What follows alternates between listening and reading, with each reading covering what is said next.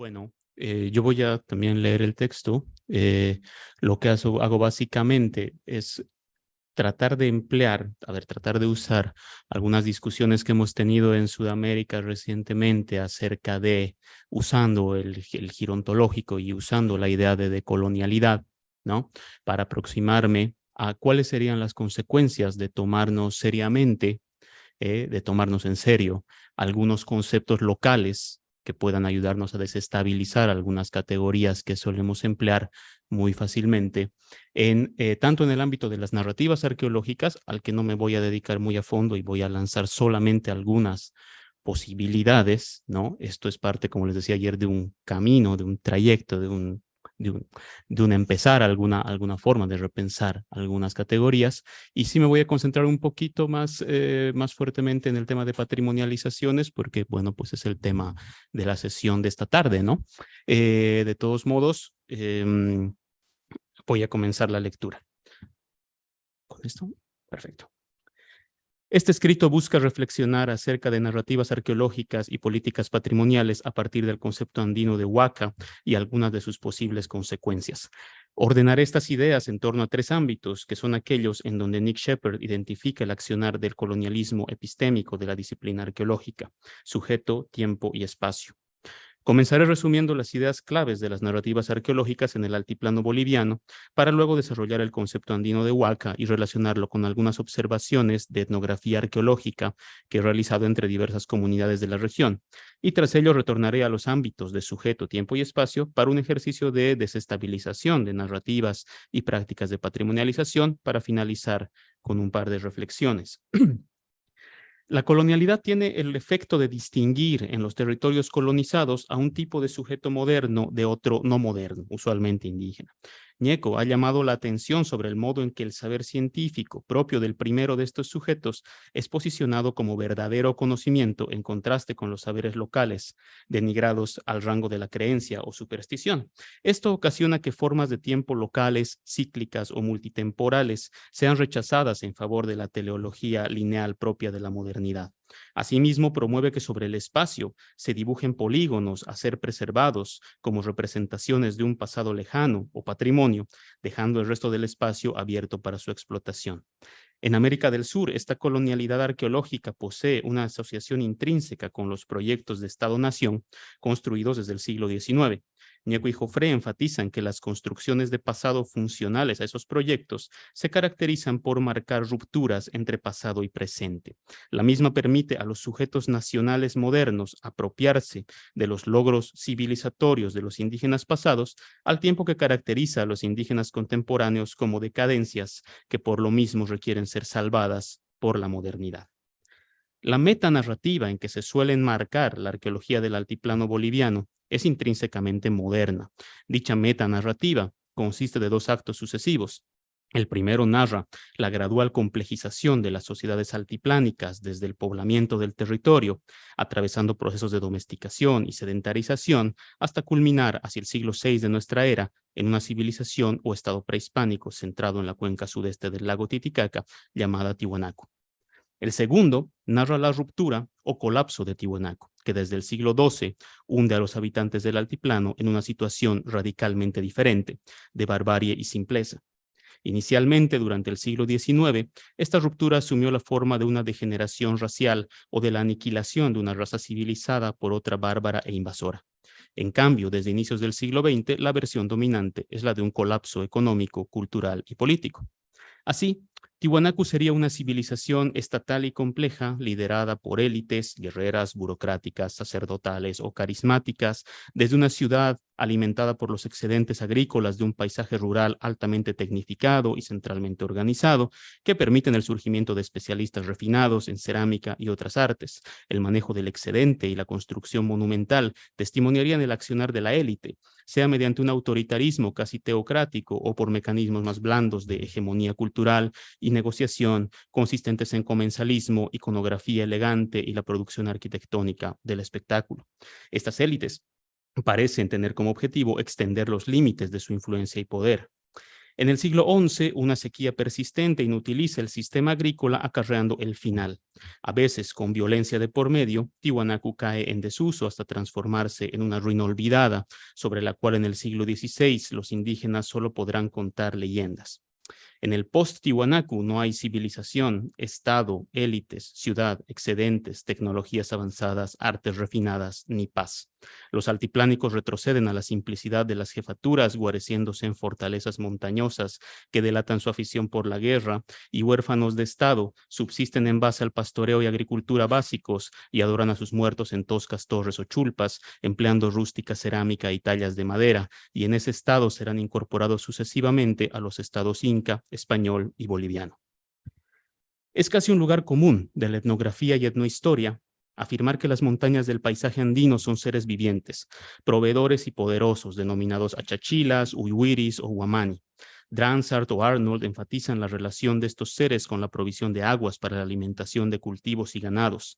Szilard emplea el concepto de compromisos para apuntar que la relación con estos seres y con otros, como los muertos o la tierra, requiere de una renovación social periódica.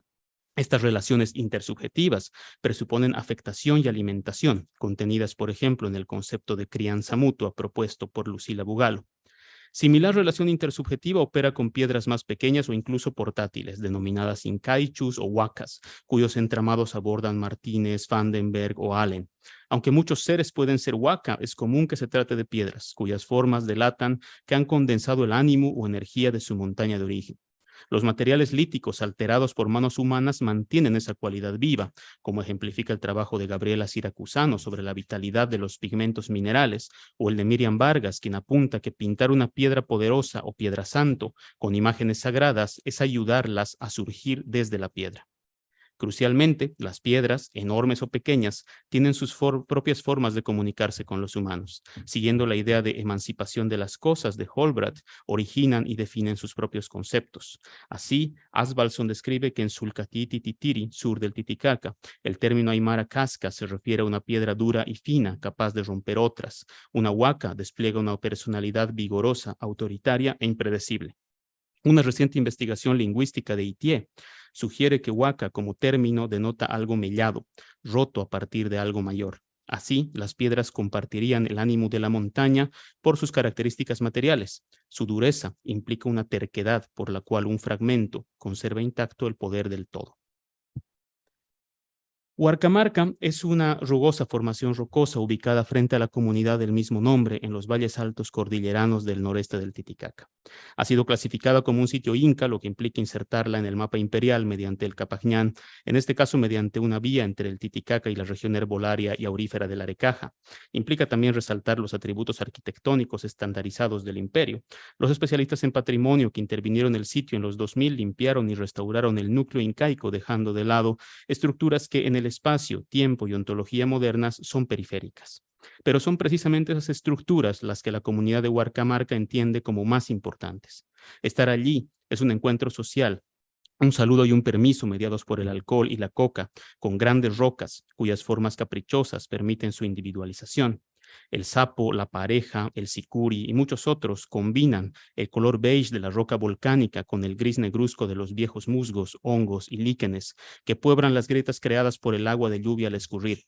De cada roca nacen historias de peligro, sobre los abuelos que se perdieron en la noche, de ruegos y dádivas concedidas, de gigantes que defendieron Bolivia lanzando enormes piedras sobre los peruanos, de hombres que se escondieron de la leva forzosa de la guerra del Chaco durante el tiempo del omiso, o de discursos de los célebres líderes de la guerra del gas del 2002. Las colcas, canchas, recintos y otras estructuras restauradas poseen líneas rectas, textura de piedra beige impecablemente limpia y césped podado, mantenido por los propios pobladores y el municipio, que intentan posicionar al lugar como atractivo turístico. Sin embargo, estos edificios no reciben libaciones, no otorgan dádivas ni contienen historias, solo motivan la repetición mecánica del discurso entregado por algún arqueólogo sobre los incas. A primera vista, estas actitudes locales parecen distinguir a las formaciones rocosas de las obras humanas, pero no es así. Construcciones que no han sido restauradas, como las chulpas, la callanca o las tumbas del interior de un abrigo rocoso, poseen sus propias historias y personalidades, y el alcohol chorrea sobre piedras que pueden estar cortadas y formar muros, pero también están viejas, húmedas, rodeadas de pastos altos y musgos. Así, la agencia y multitemporalidad no parece un atributo intrínseco de toda piedra, sino de aquellas piedras que se encuentran inmersas en ciertas relaciones materiales, contingentes e inestables. Unos 350 kilómetros al sur, otro ensamblaje interesante de piedras recibe el nombre de Tallamamita, un alero rocoso situado en Copacabana de Andamarca, en las estribaciones bajas de la formación rocosa de Corque, al oeste del lago Popó. Tallamamita es una gran roca que forma una oquedad, donde alberga a dos piedras paradas, una de ellas con un rostro tallado, a cuyos pies se amontonan multitud de piedras más pequeñas. El conjunto recibe ofrendas de alcohol y hojas de coca, tras lo cual convoca la lluvia. Es tentador al inicio preguntarse si la estela tallada proviene de antes del siglo VI, como muchas del Titicaca, o de después del siglo XI, como algunas descritas en Humahuaca o en Lipes. Sin embargo, esta pregunta carece de sentido porque cada año en la ceremonia de posesión de autoridades de la comunidad, la mujer que asume el cargo de mamatalla, la máxima autoridad femenina de la comunidad, sube cargando una piedra en la espalda y la deposita a los pies de la tallamamita. Segundo, porque la tallamamita no es solamente la estela, sino el ensamble de todos esos fragmentos de piedra juntos, incluyendo la formación rocosa, es decir, que en el sitio están al mismo tiempo el ahora y el siempre. Una vez al año, Tallamamita y la Mamatalla, la mujer que encarna entonces el cuerpo de la comunidad, son también, por unos días, horas o aún minutos, fragmentos reunidos de una misma cosa. Los casos anteriores delatan que las huacas suelen ser piedras, pero algo más. Esta noción es interesante de aplicar a las torres del siglo XIII a XV del Altiplano Central, cuya arquitectura de barro suele pensarse como un opuesto radical y tosco de la arquitectura lítica de Tiwanaku. Ante todo, no existe tal cosa como una torre de barro. El barro trenzado con paja y la piedra se ensamblan en estas construcciones y la piedra ocupa lugares destacados en los cimientos, a veces con cámaras sepulcrales subterráneas, ingresos y cubiertas. Estos ensamblajes evocan el trabajo de Denise Arnold sobre la construcción de la casa en Cacachaca, donde las piedras, asociadas al poder del Inca, atraviesan el interior de las montañas como una columna vertebral hacia las cumbres, generando ciclos de transformación del agua. Construir una casa requiere alimentar a través de los materiales a la tierra que provee el barro o a los cerros que proveen la madera, la piedra y la paja. Autores como Gil García han sugerido que en el altiplano de Lipes al sur, las torres funerarias creaban una tensión chulparia en un ceremonial orientado tanto a los ancestros contenidos en las montañas como a los muertos ubicados dentro de las torres. Aún hoy es posible encontrar en chulperíos como Condoramaya, en Pacajes, prácticas de vertido de alcohol, cerveza o sangre de un animal sacrificado o huilancha en las paredes de la torre. En el altiplano central, estas prácticas perduran a pesar de que en muchos casos, debido a extirpaciones y a saqueos, las torres ya no alberguen huesos humanos. Perduran cuando la torre se ha derrumbado y convertido en una loma de piedra, tierra y huesos dispersos, como en Huachacalla. Perduran incluso en Chuquichambi cuando los huesos y la tierra pulverizados se levantan en un remolino llamado chulpaviento, capaz de enfermar a quien los respire. La idea de que los muertos siguen vivos es otro lugar común de la antropología andina. Sin embargo, es posible que esta máxima no aplique solo a muertos humanos, sino a otras entidades muertas, como las torres de piedra y barro derrumbadas. En muchos lugares de los Andes, las huacas han asumido apariencia cristiana en altares, calvarios, cruces y torres de iglesias. Si seguimos a Siracusano, es probable que las chayas y ofrendas a estos elementos estén más motivados por sus materiales vivos que por las representaciones cristianas que despliegan. Es decir, los Andes lograron huaquizar a la cristiandad. En uno de estos lugares, en Andamarca, otro interesante ensamble con piedras permite retornar a la muerte de las cosas. Se trata de un corral en miniatura, con unos nichos líticos donde se depositan tiestos cerámicos recolectados de la superficie de sitios arqueológicos. Estos tiestos se usan como moneda de cambio en un ritual específico, con que las personas fomentan el pago de sus préstamos y deudas, la compra de bienes y la prosperidad de sus cultivos y rebaños. La manera en que este contexto quiebra en pedazos las secuencias arqueológicas es tan fascinante como la posibilidad sugerida por Szilard de que si las vasijas son personas, los tiestos son los huesos de vasijas muertas. Una vez más, las cosas mueren. Una vez más, esa muerte no ocasiona que pierdan su agencia y su poder. A diferencia de los dos anteriores, el último caso que quiero recorrer no ha sido testimoniado directamente por mí, sino a través de documentos históricos, noticias y productos en redes sociales. Tiene que ver con las estelas o monolitos, aquellas piedras talladas que, desarrolladas a lo largo de la supuesta trayectoria de complejización social de la cuenca del Titicaca, terminan en el núcleo mismo de las principales estructuras ceremoniales del sitio de Tiwanaku. No hay monolito más grande y famoso que aquel desenterrado por Wendell Bennett en el templete semisubterráneo de Tiwanaku en 1932. En esos años, los soldados que partían en tren a la Guerra del Chaco paraban en la estación de Tiwanaku para tocar al monolito pidiendo su bendición. En 1935, cuando Arthur Posnansky logró gestionar el traslado del Bennett a La Paz, su llegada estuvo acompañada de una lluvia y una mortal riada que motivó la primera canalización del río central de la ciudad, el Choqueyapu. En 2002, cuando el Bennett regresó a Tiwanaku, se despidió de La Paz con otra mortal riada que mató a decenas de personas, mientras las comunidades del Valle de Tiwanaku lo recibían con chayas y música. Según me han asegurado varios colegas, las alimentaciones mediante chayas, ofrendas y guirnaldas de colores gobiernan las relaciones con muchos monolitos pre-Tiwanaku en comunidades de la península de Taraco o la región de Desaguadero. El caso que tuvo mayor presencia mediática en 2020 fue el hallazgo realizado por Abel Condori, un agricultor de la comunidad de Saiwani en Ayata. El monolito, bautizado como Abel, fue tratado no solo como un buen augurio, sino como una persona, siendo alimentado con libaciones y ofrendas de diversa índole y participando de danzas y rituales en fiestas patronales y carnavales.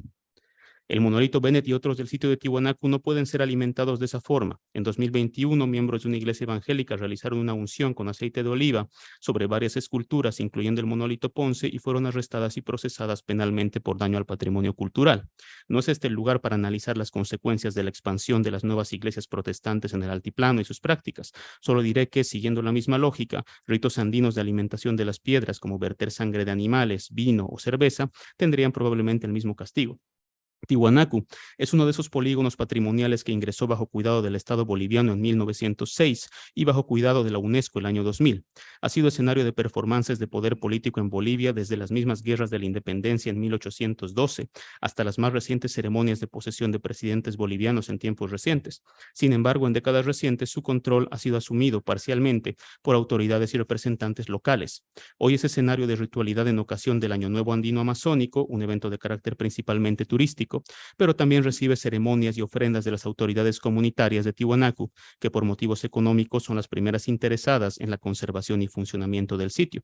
Por ello, la alimentación de Tiwanaku por las comunidades, al menos aquella que se hace pública, ha dejado de dialogar directamente con las piedras. Una plataforma de barro se ha construido expresamente hace unos años para recibir las quemas, libaciones y ofrendas.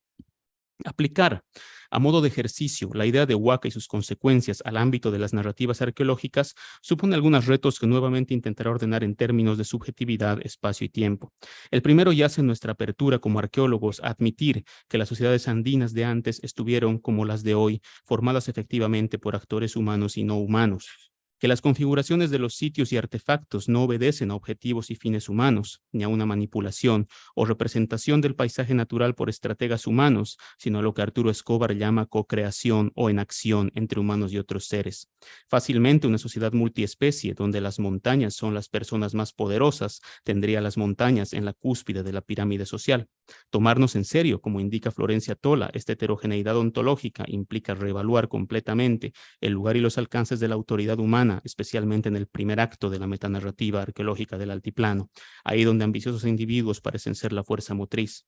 Esta idea tiene dos consecuencias principales en términos de tiempo y espacio. En términos de espacio, implica un cuestionamiento radical de la dicotomía sitio-paisaje. Si las piedras del sitio son el paisaje y viceversa, trazar una línea entre ambos es imposible. Recientemente, The Dawn of Everything, de Gregory Bengrove, una crítica general a la teleología de la modernidad en narrativa arqueológica, sugiere incorporar la posibilidad de que las sociedades hayan fluctuado periódicamente, estacionalmente, entre patrones más nucleados y más dispersos. Si los recintos y esculturas del Titicaca fueran la montaña en esos momentos nucleados y el paisaje fuera la montaña en los momentos dispersos, la lectura de las relaciones entre los espacios urbanos y rurales podría cambiar radicalmente. Quizá la consecuencia más importante de la idea de Waka juega a nivel temporal. Al ser las piedras inconmensurablemente viejas, es imposible sostener la existencia de una ruptura cronológica. ¿En qué consistiría realmente el colapso del siglo XI si los seres que ocupan la cúspide de la pirámide social a lo largo de toda la secuencia fueran montañas, como ha sugerido Jan Nielsen, por ejemplo, para las poblaciones altiplánicas del siglo XIII o XIV? Las montañas claramente no se fueron a ningún lado, solo se habrían alterado los lugares y herramientas materiales para nuclearse o hacerse uno con la montaña en ciertos momentos del año. Los ritmos e intensidades de ese cambio podrían ser muchísimo más leves, casi imperceptibles, una imagen muy distinta del colapso catastrófico que se suele dibujar para ese momento. Así, tomarse en serio la idea de Waka puede permitirnos construir antídotos contra las narrativas de ruptura.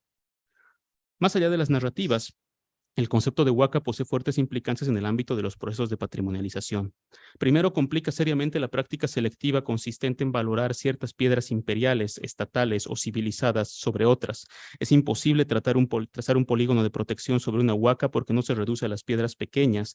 En su concepto mismo están entretejidas inevitablemente las piedras enormes. También sugiere que las prácticas de restauración pueden a veces arrebatar a las piedras las relaciones materiales que les permiten sostener memorias. Las piedras no representan un momento en el tiempo, sino que acumulan momentos, los amasan y los despliegan desde sus materiales. Limpiarlas y arrectarlas puede equivaler a vaciarlas de relaciones. Otra consecuencia del concepto gira en torno al sentido de la decadencia y la destrucción.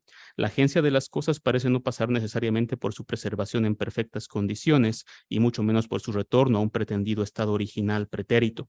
Es importante tomarnos en serio la posibilidad de que algunas estructuras prehispánicas puedan y deban morir, y esta muerte claramente no es muerte a la usanza occidental, una desaparición total, sino a la usanza andina, una transformación material con capacidad de agencia. Una consecuencia de considerar a las piedras como seres poderosos por estar desprendidas de las entidades más grandes del paisaje andino es la necesidad de mantener relaciones sociales con ellas, mediadas por el acto material de invitar y compartir bebida y comida. Este aspecto clave de la socialidad andina está reñido profundamente con los protocolos patrimoniales. Poner a la piedra o al barro, en su caso, en contacto directo con sangre, grasa u otros es inaceptable desde la perspectiva de conservación del material. Esto ocasiona que ciertas piedras selectas, aquellas que por las narrativas del Estado Nacional y las academias se posicionan como representaciones de un pasado colectivo valorado, no puedan ser alimentadas, cuando piedras parecidas en otras circunstancias, como el monolito Abel en Ayata, sí pueden serlo. El control de las instituciones estatales y la influencia de los mercados, por ejemplo turísticos, sobre lugares y objetos patrimoniales es el factor clave en este sentido, que ha llevado a que ciertas comunidades diseñen incluso nuevas herramientas para alimentar ritualmente a piedras patrimoniales. Ya terminando, mi primera reflexión es que las inadecuaciones entre ontologías andinas y prácticas patrimoniales no deben sorprendernos. En Bolivia, como en toda América del Sur, el patrimonio ha sido históricamente patrimonio de las élites nacionales dentro del contexto de colonialidad. A pesar de que desde 2006 el gobierno boliviano postula la descolonización, los conceptos y prácticas patrimoniales estatales siguen siendo un calco exacto de las de siempre. Las ontologías contrarias al proyecto de la modernidad no son tomadas en cuenta en la elaboración de estas políticas. De otro modo, el país estaría enfrascado en una discusión seria acerca del estatus de las montañas nevadas y sus comunidades humanas y no humanas como personas jurídicas colectivas, no en la simple protección de polígonos de suelo con piedras antiguas que representan periodos extintos de la historia patria, sino en la protección efectiva de los espacios de piedra y de las prácticas que sostienen las memorias multitemporales de territorio, en diálogo constante con un pasado que incide directamente en el presente de muchas comunidades. No hay que ir lejos para entender por qué ese cambio no tiene lugar. Proteger integralmente los ecosistemas de la montaña implica esfuerzos por limitar la minería a pequeña y gran escala, el crecimiento urbano, la agricultura intensiva y otros cuyo avance es del interés del Estado y el mercado. Retornamos aquí a lo que Cristóbal Ñeco indicó ya hace algunos años sobre el patrimonio en tiempos multiculturales. Representa la diversidad a la vez que despolitiza la diferencia, es decir, echa un velo romántico sobre problemas económicos, sociales y ambientales que son estructurales, legitimando desigualdades, extractivismos y despojos. Quiero mostrar este fotograma de la película Utama del cineasta boliviano Alejandro Loaiza. No voy a hacerles el spoiler porque les recomiendo verla, pero les adelanto que en este retrato realista del altiplano boliviano, la montaña, la gran piedra, está muriendo y con ella todo a su alrededor. Pero si los muertos andinos siguen vivos, ¿cómo está muriendo la montaña? Para intentar una respuesta, acudo a las categorías de runacuna y tiracuna, trabajadas entre comunidades quechuas por Marisol de la Cadena. Runacuna y tiracuna son humanos y montañas, pero a la vez algo más. Es decir, emergen como sujetos a partir de una relación, de una interacción. Si se desprenden de ella, pasan a ser simplemente humanos y piedras.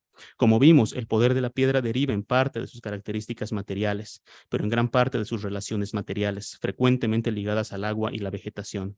El cerro en Utama está muriendo porque se está secando, y esa muerte puede ser, sí, una desaparición total de la huaca o la transformación definitiva de un tiracuna en una simple piedra. Ha sucedido antes con algunos muertos humanos que estaban vivos hasta que fueron quemados en el marco de los procesos de extirpación de idolatrías ordenados por el Estado colonial español entre los siglos XVI y XVIII. La idea de que el poder de las cosas deriva parcialmente de sus relaciones permite notar algo importante que constituye mi segunda reflexión. No todas las piedras tienen poder todo el tiempo. Si así fuera, viviríamos pidiendo permiso y convidando bebida a cada piedra que se encuentra o manipula. Lógicamente, esa situación sería insostenible.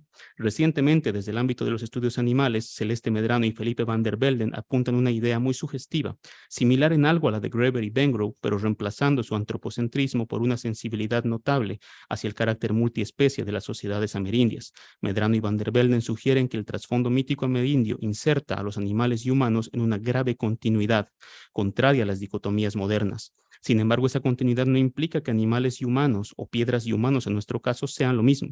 Al contrario, las sociedades amerindias proponen sus propias discontinuidades o dicotomías, como cazador-presa o runacuna-tiracuna. Sin embargo, a diferencia de las dicotomías modernas, las amerindias no fragmentan el mundo en conceptos autorreferenciales, más bien producen un oscilar, un movimiento de alternancia entre desintegración y reintegración, o destotalización y retotalización. Vale decir que el estatus ontológico de algo no es nunca definitivo, sino fluctuante. Entonces, existen varias interacciones posibles de las que emergen diferentes sujetos más que humanos y más que líticos, a veces tan cercanos y similares entre sí que llegan a confundirse y otras veces sumamente fragmentados y alejados. Habrá momentos y lugares en que piedras y humanos llegan a confundirse. Por ejemplo, una mujer mamatalla y la roca llamada Tallamamita llegan a ser lo mismo, efímeramente, tal como una autoridad andina es la fusión entre una persona y cierta vestimenta, bastones de mando o bultos sagrados que infunden su ánimo en el contingente portador humano. Sin embargo, son posiblemente más comunes los momentos y lugares en que una piedra es tan diferente y distante que un humano puede arrojarla, golpearla para moler comida, partirla en trozos al arar un campo, pisarla sobre una calle o venderla como un atractivo turístico. Quizá por ello las actitudes de las comunidades de Huarcamarca o Tiwanaku hacia las piedras parecieran ambiguas. No son ambiguas, sino oscilantes. El mundo andino ha sido capaz de huaquizar a la cristiandad. ¿Será capaz de huaquizar al patrimonio? Por supuesto, no hay respuesta inmediata posible, pero este oscilar nos permite pensar a las comunidades locales como actores estratégicos. El patrimonio es una imposición, pero así como algunas comunidades lo combaten activamente, otras parecen incorporarlo a sus mundos en sus propios términos. Reconocer esta posibilidad puede ayudarnos a evitar caer en la trampa, bien advertida por González Ruibal, consistente en construirnos una imagen esencializada de un indígena totalmente inmerso en otro mundo de ontologías animistas y diálogos horizontales con el cosmos. Respetar y entender caso por caso los entramados ontológicos complejos entre comunidades y patrimonio no debe impedirnos, por otro lado, cuestionar las injusticias y despojos puestos en marcha por estados y mercados, reconociendo que las narrativas arqueológicas y las patrimonializaciones suelen brindarles justificación, legitimidad y un asidero científico técnico legal basado a su vez en la violencia epistémica propia de la colonialidad. Dado que los arqueólogos somos partícipes de esas narrativas y procesos, el concepto de huaca, como cualquier reflexión desde el giro ontológico, debería permitirnos ante todo la autocrítica y la transformación. Muchas gracias.